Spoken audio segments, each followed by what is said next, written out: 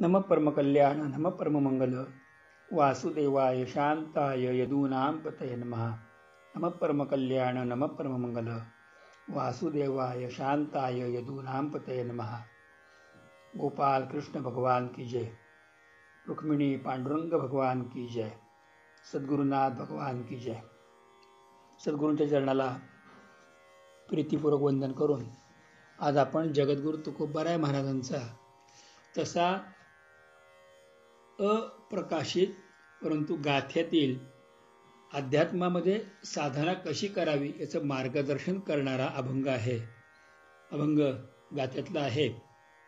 अभंगाचे शब्द याप्रमाणे: शुद्ध ऐसे ब्रह्मज्ञान करा मन सादर, शुद्ध ऐसे ब्रह्मज्ञान करा मन सादर, रविरसा सकळा शोषी, रविरसा सकळा शोषी गुणदोषी न लिंपे, रविरसा सकळा शोषी गुणदोषी न लिंपे, कोणासवे नाही चोरी, कोणासवे नाही चोरी सकळावरी समत्व, कोणासवे नाही चोरी सकळावरी समत्व, रविरसा सकळा शोषी गुणदोषी न लिंपे, रविरसा सकळा शोषी गुणदोषी न लिंपे।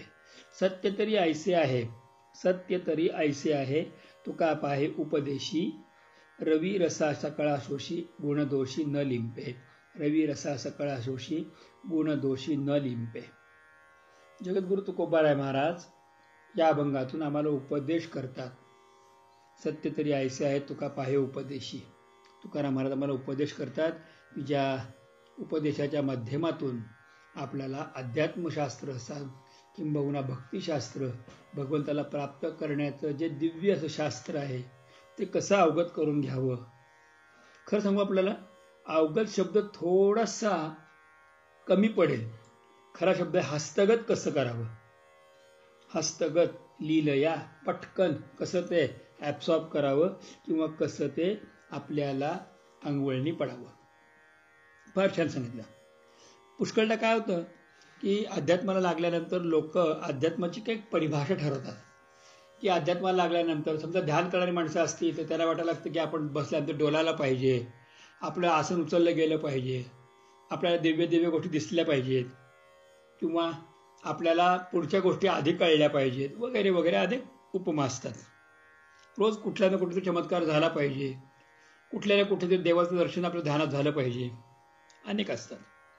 भक्ती करायला लागल्यानंतर अशा डोक्यामध्ये असतात की मी भक्ती करतोय, सगळ्या लोकांनी माझं ऐकलं पाहिजे, लोकांनी मला भगत म्हटलं पाहिजे, लोकांनी माझे शब्द वरच्यावर झेलले पाहिजेत, मी एखादा शब्द देवाकडे टाकला तो खाली जाता कामा नये, मी एखाद्या भक्ताला आश्वासन दिलं तुझं काम होईल तर ते झालं पाहिजे, मला वाचासिद्धी वगैरे आली पाहिजे, हे भक्ताचं म्हणणं आहे। एखादा साधक असतो परंतु साधना अशी झाली पाहिजे की त्याच्यापेक्षा माझी साधना वरचढ मला काहीतरी मिळालं पाहिजे।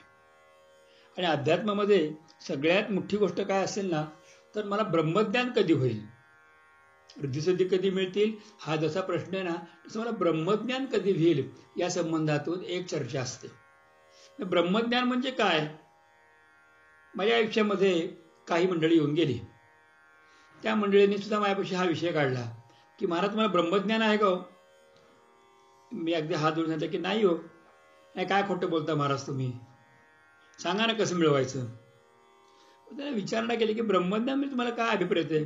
तेवढे ब्रह्मज्ञान म्हणजे काय महाराज, तुम्ही आम्हाला विचारता, चेष्टा करता राव। म्हटलं काय, पण दुसऱ्याच्या मनात ओळखता आलं पाहिजे, काय चाललं ते कळता आलं पाहिजे, भविष्यामध्ये काय आहे ते कळालं पाहिजे, किंबहुना कोण कुठनं आला त्याचं नाव आधीच मला कळलं पाहिजे। अनेक गोष्टी त्यांच्या डोक्यात ब्रह्मज्ञानाच्या कल्पना अशा की भूत भविष्य वर्तमान सगळं कळणे, एखाद्याला आश्वासन देतं फलद्रूप होणे, एखाद्याला माती उचलून देतं सोनं तयार होणे, अशा विद्या सिद्धी प्राप्त झाली म्हणजे ब्रह्मज्ञान प्राप्त झालं।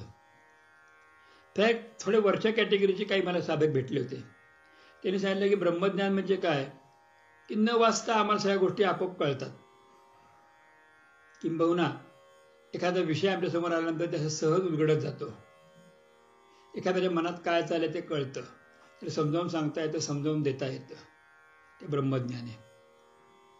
अजून मला एखादा आयुष्यामध्ये एक व्यक्ती भेटली, ते मला सांगितलं की महाराज ब्रह्मज्ञान शब्दाचा अर्थ असा आहे की आपल्याला भगवंतांच्या सान्निध्याचा असा लाभ व्हावा की जसं नारदांनी सांगितलं की देव भेटावा आत्ता की लगेच नारदांना देवदर्शन व्हायचं, तसं आपलं देवदर्शन झालं पाहिजे, म्हणजे ब्रह्मज्ञान.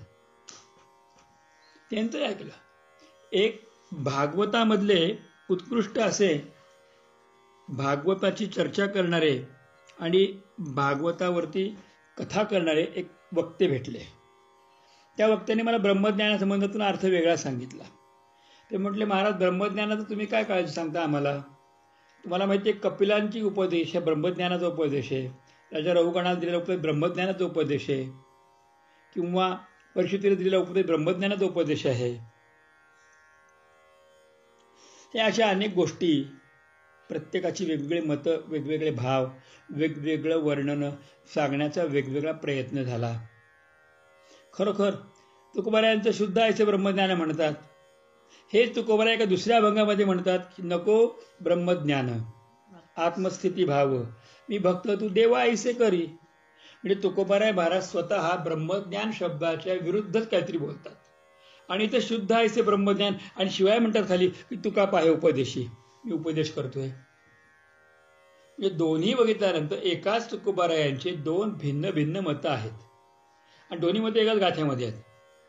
ब्रह्मज्ञानाविषयी तुकोबारायांचे एकूण 5-6 अभंग आहेत आणि प्रत्येक अभंगामध्ये तुकोबारायाने काहीतरी वेगळं वेगळं वेगळं सांगितलंय.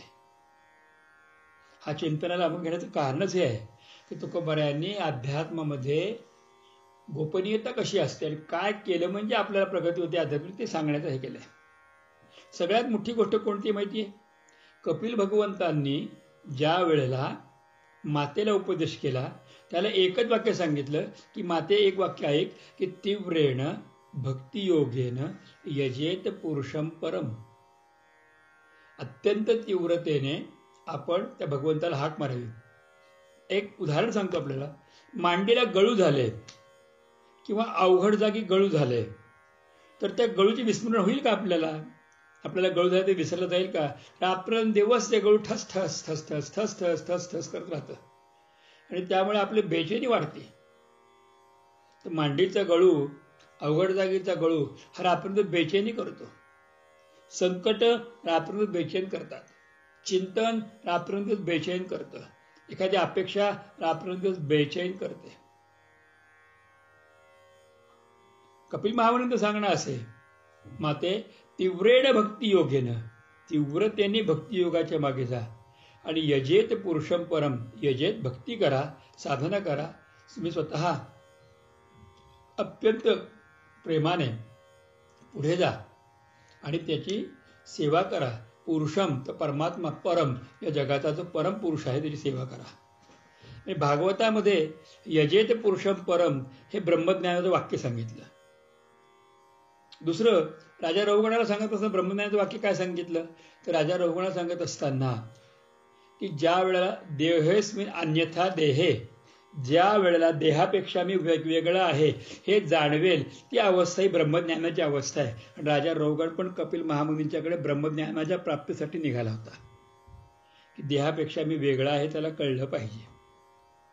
हे कसं राजा रघुगणाला खूप छान समजून सांगितलं जडभरतांनी. भागवतात ब्रह्मज्ञानासंबंधातून अजून 2 गोष्टी येतात.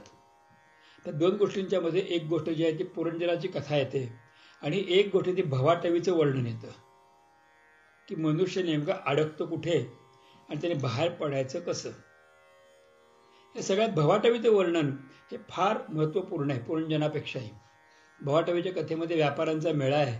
जात असताना वाट चुकतात, एका ठिकाणी जातात, तिथे नेमके लुटारू भेटतात आणि लुटारू त्यांना लुटतात, फार मारतात. पण एक त्यातला तरुण असतो, तो हातात तलवार घेतो आणि त्या तलवारीने तो सगळ्या लुटारूंवरती युद्ध करतो, त्यांना मारतो आणि त्यात पश्चात सगळ्या धनाचा मालक होतो, स्वामी होऊन तो त्या भवाटवीच्या फेऱ्यातून म्हणजे चकव्यातून म्हणजे त्या गरगर फिरणाऱ्या एका चाकावरनं तो उद्धारगतीला म्हणजे योग्य ठिकाणी जातो. अशी वर्णनं केली. ब्रह्मज्ञानाविषयी तुकोबाराजी महाराज म्हणतात ते ब्रह्मज्ञान जे अभिप्रेत आहे यासाठी भागवतातली 4 गोष्टी सांगितल्या. पण अभिप्रेत 5वी गोष्ट सांगतो की ज्याचा उपदेश तुकोबाराय करतात की सत्य तरी ऐसे आहे तुका पाहे उपदेशी. हे सत्य आहे आणि तुकाराम महाराज त्याचा उपदेश करतात. हे जे ब्रह्मज्ञान सांगितलेलं आहे ते काय आहे? तर भगवान श्रीकृष्णांनी यदू आणि दत्तात्रेयांच्या संवादाच्या माध्यमातून जो उपदेश उद्धवांना आणि निमित्ताने आपल्याला केला ते खरं ब्रह्मज्ञान आहे. या ब्रह्मज्ञानामधलं सगळ्यात महत्वाचं वाक्य कोणतं आहे? तर त्या अभंगाच्या 3ऱ्या चरणामध्ये ते वाक्य येतं, कोणासवे नाही चोरी सकळावरी समत्व. ब्रह्मज्ञान म्हणजे काय? तर तुकोबाराय महाराजांनी अगदी थोडक्यात, पण कवीचे वैशिष्ट्य आहे की कवी जास्त शब्दांचा छल करत नाही, पण थोडक्या शब्दामध्ये परमतत्व आपल्या हातात देतात. परमतत्व आपल्या हातात देतात. तुकोबाराय महाराजांनी सांगितलं, कोणासवे नाही चोरी सकळावरी समत्व. एका ठिकाणी तुकोबारायांचा एक अभंग आहे.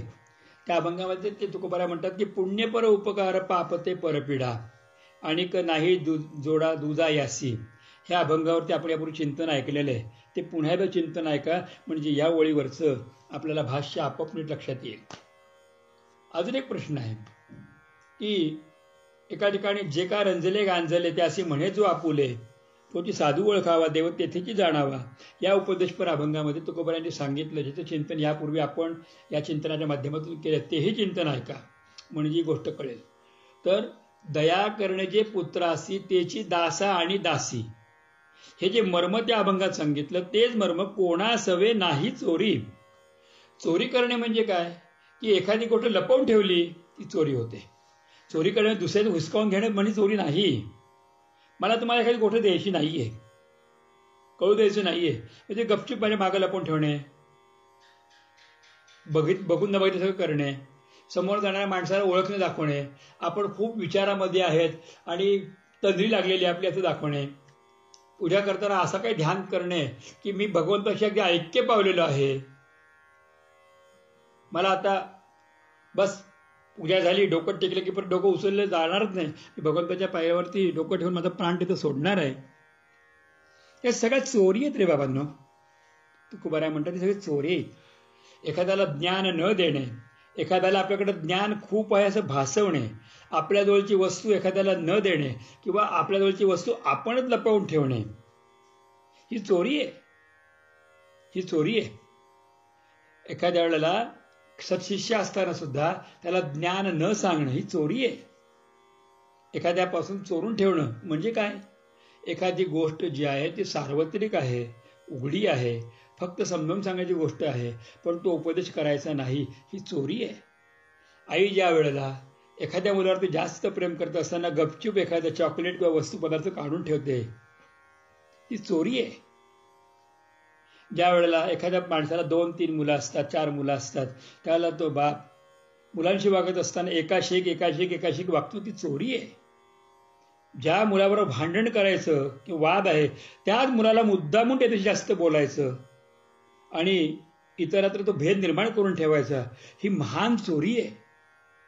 तुकोबाराय महाराज म्हणतात की अशा प्रकारचे जे चोरी आहेत, एखाद्या व्यक्तीला मुद्दल वेगळाच असा सांगायचा, वेगळाच पत्ता सांगायचा, वेगळीच वाट दाखवायची, ह्या सगळ्या चोरी आहेत. तुकाराम महाराज म्हणतात कोणासवे नाही चोरी. ह्याच्याबद्दल डोक्यात कोणावर चोरी नाहीच. ज्या वेळेला देवकार्यासाठी तुमच्या आस्थी पाहिजेत असं दधीची ऋषींना मागणी केली, त्या दधीची ऋषींनी लपवलं नाही. ते म्हटले भगवंताचं नाम इतकं घेतलं गेलंय आणि भगवान शंकरांचं धनुष्य माझ्याकडे सांभाळायला आलं होतं, विष्णू धनुष्य, शंकरांचं धनुष्य, त्यावेळी त्याचं आचमन करून प्यायलेलो आहे आणि ते आचमन करून प्यायलो असल्या कारणामुळे माझ्या शरीरामध्ये पूर्णपणे ते धनुष्य विराजित आहे. मला कुठल्याही प्रकाराने यम पण नेऊ शकत नाही, मला तुम्हाला मारताच येणार नाही. मग म्हणजे तुमच्या मृत्यूचा मार्ग सांगा. पण एकच मार्ग आहे आणि तो मार्ग म्हणजे माझ्या अंगाला तुम्ही दही आणि मीठ खूप चोळा. मी तपश्चर्येला बसतो, ध्यान लावून बसतो, माझ्या अंगात दही मीठ खूप चोळा म्हणजे मी मरेन. मग दही मिठाने कसं मरशील? त्याला त्यांनी फार सांगितलं माझ्या अंगात तुम्ही दही मीठ चोळा, मग तुम्हाला कळेल. दही मीठ चोळल्यानंतर सांगितलं आता इथे गायी येतील, त्यांना तुम्ही विरोध करू नका सांगितलं. आणि दधीची मुनी दहीमीठ लावलेल्या अवस्थेमध्ये बसली नैमिषारण्यामध्ये. गायी आल्या, गायांना दहीमिठाचा वास फार आवडतो आणि त्याने दधीच ऋषींची कातळ चाटायला सुरुवात केली आणि चाटता त्या गायीच्या जिभेला एवढे काटे असतात की चाटता एखाद्या वाघाने दाताने फोडावं आणि गायीने जिभेने चाटावं, दोन्ही सारख्या गोष्टी आहेत. चाटता चाटता चाटता सगळं कातडं, आतलं मांस गायी चाटून गेल्या, फक्त हाडं उरली. मग त्या हाडांचं इंद्राने विश्वकर्म्याकडून वज्र नामक अस्त्र तयार करून घेतलं, वृत्रासुराचा नाश केला, अशी भागवतामध्ये कथा येते, देवी भागवतामध्ये पण कथा येते. तर तसं आपलं मरण जरी विचारलं तरी ती सांगायला कमतरता नाही, कोणासवे नाही चोरी. एकाला एक सांगणं हा प्रकारच नाही. सगळ्यांना सारखं सांगणे, सगळ्यांना सारखं वागवणे. दया करणे जे पुत्रासी तेची दासा आणि दासी, सगळ्यांशी एकसारखं. ही जी आहे ना, ही चोरी पासून स्वतःला सांभाळणं हे सगळ्यात महत्वाचं आहे अध्यात्मामध्ये. मला जे कळलं ते मी सांगणार आहे, जे नाही कळलं हात जोडून सांगणार की मला ही गोष्ट कळाली नाही. आणि त्यावेळेला वागेन कसा, तर सकळावरी समत्व, मी सगळ्यांनी सारखा वागेन. ज्ञानेश्वर महाराजांनी समत्वाची व्याख्या सांगताना एवढी सुंदर सांगितली आहे की ते म्हटली आहे की का गायीची तृषा हरू, की व्याघ्रा विष होऊनी मारू. ज्ञानेश्वर महाराज समत्वाची व्याख्या सांगताना काय सांगतात की का गायीची तृषा हरू, की व्याघ्रा विष होऊनी मारू. नदी ज्याप्रमाणे तहानलेल्या वाघाला आणि गायीला सारखंच पाणी पाजते, किंवा असं म्हणत नाही की गाय आलेली आहे तिची तहान भागवली पाहिजे आणि वाघ आलेला आहे त्याची तृषा, त्याला तो पाणी प्यायला आला की त्याला आपण मारून टाकू, आपल्या पाण्यामध्ये विष निर्माण करून त्याला मारून टाकू.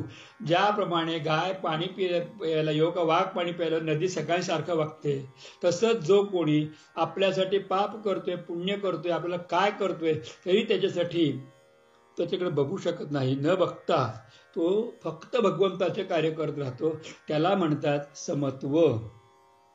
हे समत्व प्राप्त होणं म्हणजे ब्रह्मज्ञान प्राप्त होणे. बरं, हे समत्व प्राप्त होणं साधी गोष्ट नाही. यो न हृष्यती न द्वेष्टी न शोचती न कांक्षती शुभाशुभ परित्यागी. भगवद्गीतेच्या 12व्या अध्यायाच्या 18व्या श्लोकामध्ये सांगितले, यो न हृष्यती न शोचती न कांक्षती शुभाशुभ परित्यागी. एवढी वर्णन करून सांगितली. किंवा स्तुल्य निंदा स्थिरमौनी भय संतुष्टो येन केनचित अपचित्तम समाधातून न शक्नोसी मयि स्थिरम. अनेक प्रकारातून भगवंतांनी समजून सांगितलेलं आहे. हे सगळं जे आहे समत्व आहे, की कोणावरती रागवायचं नाही, कोणावरती प्रेम करायला जायचं नाही. जे काय आहे ते भगवंत भगवंत आणि भगवंत, त्याच्या व्यतिरिक्त दुसरा विचारच नाही. हे समत्व आहे. हे समत्व प्राप्त करणार फार अवघड आहे. आणि हे समत्व कसं असतं, हे चोरी कशी करत नाही, याचं उदाहरण म्हणजे जगातलं सगळ्यात मोठं उदाहरण जे भागवतात दिलेलं आहे तेच उदाहरण इथे सांगितले. म्हणजे सूर्य सर्वांना सारखी उष्णता देतो, सर्वांवर सारखी कृपा करतो. आणि किंबहुना सूर्य खड्ड्यातलं, समुद्रातलं, नदीतलं, विहिरीतलं सगळीकडचं पाणी सारखं शोषून घेतो आपल्या तेजो किरणांनी. किंबहुना वाळ टाकलेल्या कपड्यातलं सुद्धा पाणी शोषून घेतो. तो गाळ खालीच वाळवतो, आपल्याकडे फक्त वाफ घेतो, आपल्या पोटात ठेवून घेतो, ढगाच्या पोटात ठेवतो आणि 9 नक्षत्राची वेळ आली की तो सगळे जसं तसं परत करून टाकतो. तर रवी रसा सकळा शोषी, तर रवी रसा सकळा शोषी. सकळा रस, सकळ रस म्हणजे काय, तर समुद्राचा असेल, नदीचा असेल, नाल्याचा असेल, ओढ्याचा असेल, कपड्यातला असेल, भांड्यातला असेल, सांडलेला असेल, पडलेला असेल, कुठं मिसळलेला असेल, सगळ्यातला रस तो आपल्याकडे घेतो. आणि पण तो घेऊन गुणदोषी न लिंपे. विषातलं पाणी प्यायला म्हणून रवीला कधीही विष लागत नाही. समुद्राचं पाणी प्यायला म्हणून त्याचं तोंड कधी खारट होत नाही. किंबहुना घाण डबक्यातलं पाणी पिलं म्हणून त्या तोंडाला घाण लागत नाही, कारण तो ती घाण चांगलं वाईट तिथेच ठेवून देतो, त्यातला फक्त रस शोषतो. ज्याप्रमाणे जमिनीमध्ये अनेक प्रकारची खनिजे असतात पण मुळं फक्त रस शोषतात. राजहंस ज्याप्रमाणे फक्त दूध शोषतो, त्याप्रमाणे रवी फक्त पृथ्वीवरनं रस म्हणजे पडलेलं पाणी जे आहे ते वाफेच्या रूपातून शोषून घेतो. पण गुणदोषीनं लिंपे. असे महाराज म्हणतात की ज्याप्रमाणे आकाशामध्ये ढग येतात आणि आकाशातून ढग वर्षा करून जातात पण आकाशाला तर स्पर्श होत नाही, तसं रवीला या सगळ्या रसांचा कुठेही स्पर्श होत नाही. तो अक्षरशः त्याची चोरी नाही, तो सगळ्या तो सारखा घेतो आणि सकळावरील समत्व सगळीकडे समान आहे हे उदाहरण देण्यासाठी पुन्हा तो सांगितलं, या अभंगाचा गाभात मुळी कोणा सवय नाही चोरी. आणि मग असं जे शुद्ध ब्रह्मज्ञान आहे ते म्हणजे नेमकं काय? आता रहस्य ऐका. ब्रह्मज्ञान ब्रह्मज्ञान ब्रह्मज्ञान म्हणजे काय? तर जीवन जगण्याची अशी कला, या संसारामध्ये मी मनुष्य म्हणून आलेलो आहे ना, मग मी फक्त हे शरीराचा उपयोग भगवंताला प्राप्तीसाठी करेन. मी ना शरीराचे चोचले पुरवीन, ना मनाचे चोचले पुरवीन, ना इंद्रियांचे चोचले पुरवीन. कोणी सांगतं म्हणून मी विशेष काही गोष्टी करणार नाही आणि कोणी सांगितलं नाही म्हणून माझ्या कर्मापासून परावृत्तही होणार नाही. मी माझ्या पद्धतीने जीवन जगणार आहे. मी जगत असताना एकच गोष्ट करणार आहे की श्वासे श्वासे हरिनाम या क्षणाक्षणाला भगवंतांच्या कसा जवळ जाईल ते मी बघत राहीन. हा सगळ्यात मोठा रहस्याचा भाग आहे. आणि हा भाग सांगतो तुकोबाराय म्हणतात की हे ऐकण्यासाठी शुद्ध ऐसे ब्रह्मज्ञान करा मन सादर. सादर म्हणजे यासाठी तुम्ही तुमचं मन तयार करा. कारण मन एव मनुष्याणाम कारणम बंध मोक्षयोहो. मन हे एकमात्र असं आहे की जन्ममृत्यूचं कारण तेच आहे, बंधने तेच आहे आणि मनाच्याच योगाने मोक्षही मिळतो. मनाने ठरवल्यानंतर मोक्ष हा निश्चित आहे. मोक्ष हा निश्चित आहे. म्हणून तुम्ही मनाला असं तयार करा. जे उपदेश करत असताना नाम मनाने घ्यावे, आचरण मनाने करावे, पूजा भगवंताची मनाने करावी, मानस पूजा मनाने करावी. आणि सगळं करत असताना तुम्ही मनापासून श्री भगवंतांचं व्हावं आणि मनापासून भगवंतांचं होत असताना मनाच्याच माध्यमातून तुम्ही अखंड भगवत चिंतन करून भगवंताला आणि म्हणताना प्राप्त करून घ्यावं. बरं, शुद्ध ब्रह्मज्ञान काय आहे असं आहे. मी तुम्हाला उदाहरण सांगतो. असं करणाऱ्या माणसांवरती कृपा कशी होते, जो मनापासून ईश्वर सेवा करून कृपा कशी होते त्याचं उदाहरण सांगतो. हे उदाहरण श्रीमद भागवतामधलं आहे. त्या उदाहरणाचं नाव आहे भवाटवीचं वर्णन. भवाटवी मी आपल्याला सांगतो. ते भवाटवीचं काय झालं, आपल्याला सगळी भवाटवी माहिती कथा. ज्या कथेमध्ये त्या व्यापाऱ्यांचा मेळा आहे, वाट चुकला, फिरला, संघातामध्ये गेला. तसंच गोष्ट झाली की काही संतांचा मेळा होता. काही संत होते, 10-12 संत, आणि एका दुर्गम अशा पाड्यावरती भगवंताची स्थापना होती, त्यासाठी बोलवलं होतं. पण सगळे संत दुर्गम स्थानावर जाऊन पोहोचले. आणि तिथे पोहोचल्यानंतर त्या दुर्गम स्थानी त्यांनी दिवसभर भजन कीर्तन सत्संग खूप केला, लोकांना खूप आत्मज्ञान दिलं, तृप्त केलं. आणि तृप्त केल्यानंतर संध्याकाळी लोक म्हटली, महाराज तुम्ही इथं थांबा, रस्ता वाट सापडणार नाही, आपली पायवाट आहे, इथं वाहन काही नाही, चालत जावं लागतं. म्हणजे आम्हाला उद्या दुसऱ्या गावी जायचंच, पोहोचायचं, तर आम्ही जाऊ, हे काय 2 तासाचा रस्ता आहे.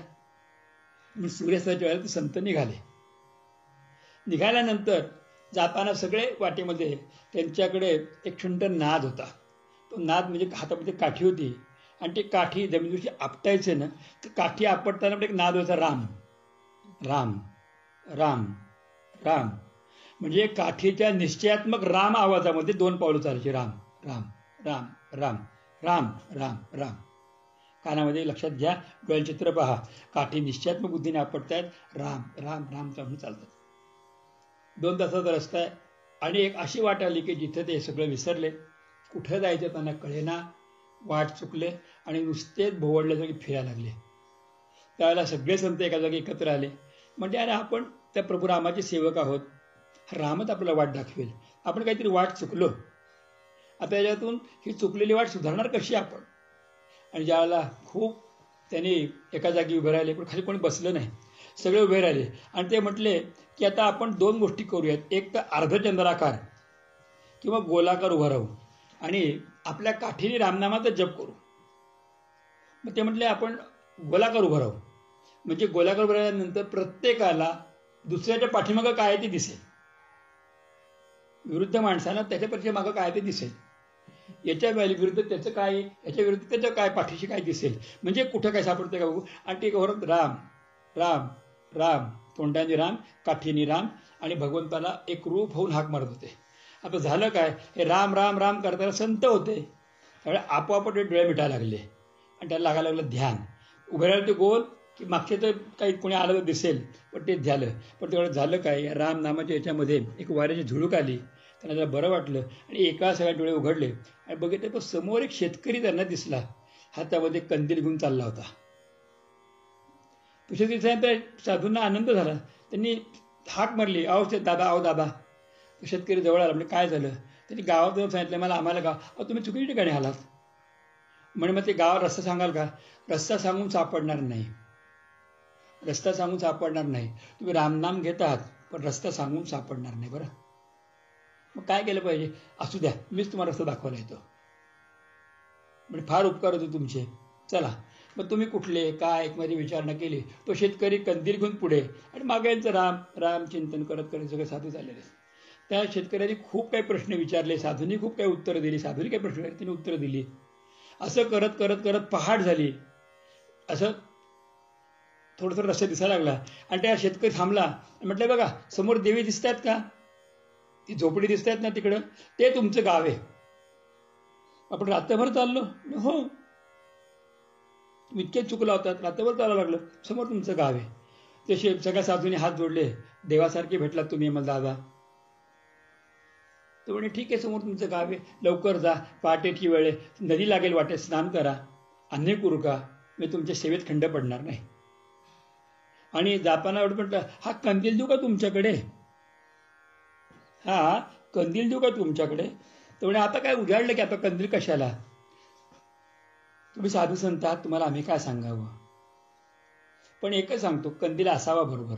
कुठेही बाहेर गावी जायची वेळ आली ना तर कंदील मदत करतो. बरं, एवढं सांगून तो शेतकरी निघाला. 2 मिनिटाच्या आत शेतकरी अचानक दिसेनासा झाला. सगळे साधू एका जागी गेले. अरे हा तर देव आहे, अरे हा तर देवच होता, हे रस्ता दाखवला, हा तर देवचा रस्ता दाखवला. आणि ते गेले, ते साऱ्या स्नान केलं, धारणा केली आणि सगळे संत परत एकत्र आले आणि म्हटले की हा कोण होता? देवच होता.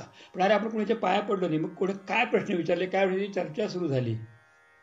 आणि त्याला त्या एकाने सांगितलं, अरे आपल्याला भवाटवी आज कळली रे, आज कळली. भागवतातली भवाटवी आज कळली. तुम्ही देव असा, संत असा की कोणीही असा, ह्या चक्रामध्ये जर सापडलं ना की तुम्ही राम नामावर जरी ठाम असलात तरी चक्रात सापडल्यानंतर चक्रातनं बाहेर पडणं फार अवघड असतं. पण तो शेवटचं वाक्य जे बोललं ते महत्वाचं होतं. ते वाक्य काय आहे की कंदील जवळ असावा. तर कंदील म्हणजे उपदेश आहे. सद्गुरूंचा, संतांचा, साधूंचा उपदेश ज्या अंतरंगामध्ये असेल तरी भवाटवी पार केली जाते. किंबहुना ते ज्ञान मिळतं. तेच जे आहे त्या ज्ञानाचं नाव आहे शुद्ध ऐसे ब्रह्मज्ञान. त्याचंच नाव आहे शुद्ध ऐसे ब्रह्मज्ञान. आणि तुकोबाराय महाराज ते सांगतात की सत्य तरी ऐसे आहे तुका पाहे उपदेशी. पुंडलिका वरदे हरी विठ्ठल श्री ज्ञानदेव तुकाराम. श्री पंढरीनाथ भगवान की जय. गोपाल कृष्ण भगवान की जय. श्री गुरु गोविंद महाराज की जय. श्री सद्गुरु केशवदत्त महाराज की जय. सद्गुरुनाथ भगवान की जय. माऊली ज्ञानेश्वर महाराज की जय. जगद्गुरु तुकाराम महाराज की जय. सर्व संतन की जय जय. गोपाल कृष्ण भगवान की जय. तत्सत कृष्णार्पणमस्तु. शुद्ध ब्रह्मज्ञान तेच आहे की सद्गुरूंनी सांगितलेल्या किंवा संतांनी निर्देशित केलेल्या एक दिव्य शब्दाचा, दिव्य तत्वाचा कंदील हातामध्ये घ्यावा आणि त्या कंदिलाच्या प्रकाशामध्ये चालावं.